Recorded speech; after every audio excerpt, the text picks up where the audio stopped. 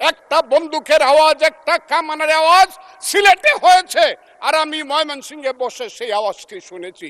সেই শহীদ জিয়াউর রহমান বলেছিলেন প্রথম নিজের নামে, I Shahid Zia, I major Zia do hereby declare the independence of Bangladesh.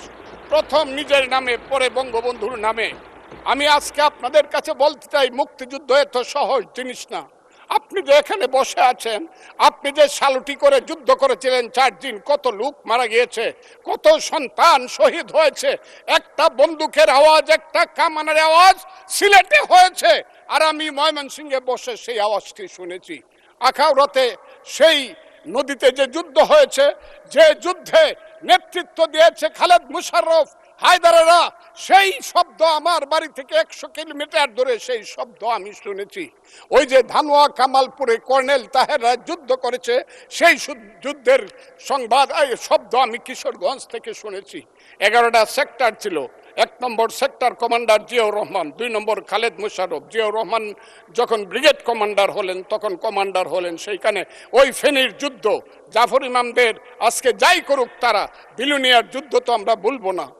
2 number sector commander Khaled Musharraf Haider, 3 number sector commander Shafiullah, 4 number CR Dutta, 5 number Mir Shaukat Ali, 6 number MK Bashar, 7 number Kazi Nuruzzaman, 8 number MA Manjur, 9 number MA Jalil, এবং সর্বশেষ 11 নম্বর হইল colonel Taher, যার পা চলে গিয়েছিল। সেই যুদ্ধ, যে যুদ্ধে সারা পৃথিবী জড়িত ছিল, যে যুদ্ধে ইন্ডিয়া 3রা ডিসেম্বর 1971 সনে আমাদেরকে সহযোগী করার জন্য অংশগ্রহণ করেছিল, এবং তার হাজার হাজার সৈন্য এই মাটিতে রক্ত দিয়ে গেছে, এবং যে ইন্ডিয়া আমাদের দেশের স্বাধীনতার জন্য বঙ্গোপসাগরে যে 7ম নৌবহর এসেছিল, আমেরিকার বিশ্বযুদ্ধের রিস্ক নিয়েছিল, আমাদের জন্য সোভিয়েত ইউনিয়নের মতো 3টা ভেটো দিয়েছিল, তা না হলে আমাদের দেশ স্বাধীন হতো কিনা সন্দেহ ছিল। সেই মুক্তিযুদ্ধের সঙ্গে যখন 1 মাসের গণ আন্দোলনকে তুলনা করা হয়, তখন মুক্তিযুদ্ধকে ছোট করা হয়। আমি মনে মনে ভাবি, হয়তোবা আমি মরে গেলেই ভালো হতো।